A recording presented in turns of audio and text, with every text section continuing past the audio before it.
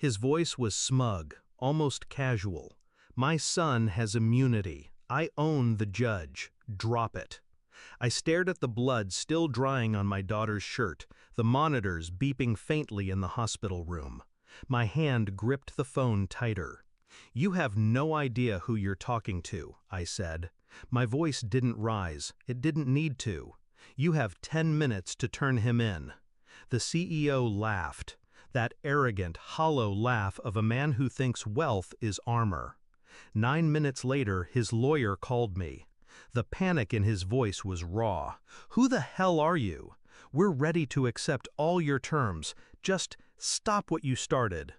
I didn't always live in the shadows. Once I was like them. Boardrooms, polished shoes, expensive lies. I'd built my life inside a system they thought they owned. I knew its skeleton, its weaknesses, its buried arteries. That's why I walked away. I wanted peace. Until his son ran a red light.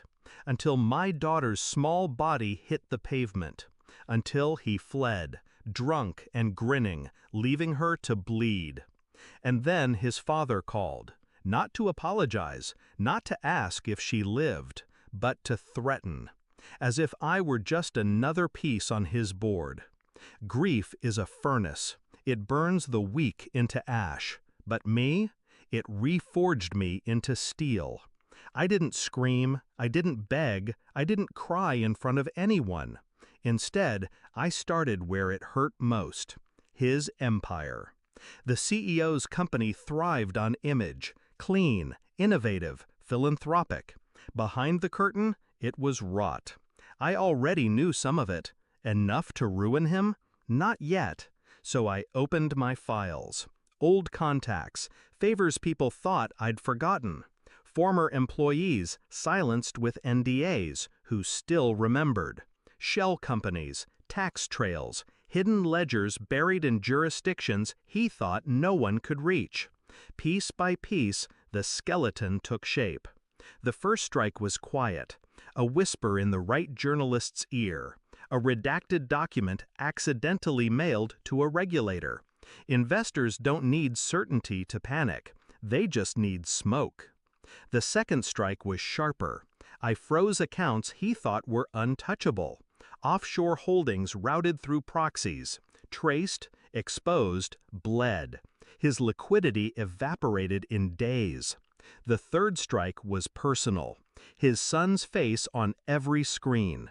Photos, witness accounts, traffic camera footage. No edits, no commentary, just raw truth fed to the public. By the time he realized it wasn't random, it was too late. His name trended alongside words like cover-up and corruption. Stock price plummeted. Politicians distanced themselves. Friends turned strangers overnight. That's when he called me, the first time. His arrogance still intact. "My son has immunity. I own the judge." He thought I was playing checkers. He didn't realize I'd built the board. "You have 10 minutes, I told him. In those minutes, the system he owned started cracking. The judge he paid off, already under federal watch. The detectives he thought loyal, quietly flipped with wire transfers I'd arranged. His allies weren't allies anymore. They were liabilities, desperate to save themselves. By minute 5, he was dialing phones that no longer answered. By minute 7, his PR firm quit. By minute 9, his lawyer called me, desperate, broken, offering everything. I didn't scream, I didn't demand, I just listened. "Who the hell are you?" the lawyer begged. That was the question, wasn't it? To them, I was nobody, just a father, just another life they could trample. But I knew the truth. Men like him only respect power. And real power doesn't beg for justice. It creates it. The boy was arrested before midnight. Cameras swarmed. The CEO stood beside him, pale, silent, watching his dynasty rot in real time. His empire collapsed faster than I imagined. I never touched him, never raised a fist. All I did was hold up a mirror. and men like him cannot survive their own reflection. When my daughter finally opened her eyes weeks later, she asked me one question. "Daddy, is he gone?" I brushed her hair back gently. Yes. I didn't tell her about the files, the networks, the strikes. She didn't need to know the storm I unleashed. All she needed to know was that her world was safe again. Now the CEO lives in the same silence he once tried to trap me in. His fortune drained, his allies vanished, his son facing trial without a shield. And me? I returned to my shadows, to peace.